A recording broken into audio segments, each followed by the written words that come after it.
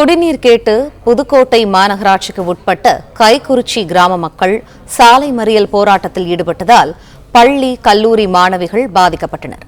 இதுகுறித்தான கூடுதல் தகவல்களை எமது செய்தியாளர் மனோகரன் வழங்க கேட்போம். மனோகரன், வணக்கம்.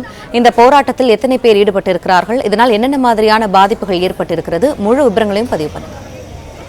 வணக்கம். புதுக்கோட்டை மாநகராட்சிக்கு உட்பட்ட கைக்குறிச்சி பகுதியில் குடிநீர் தரவில்லை என கூறி பொதுமக்கள் சாலை மறியல் போராட்டத்தில் ஈடுபட்டதால் அந்த வழியாக வந்த கல்லூரி மற்றும் பள்ளி மாணவ மாணவிகள் கல்லூரி பள்ளிகளுக்கு செல்ல முடியாமல் அவதியடைந்ததால் பெரும் பரபரப்பு ஏற்பட்டது.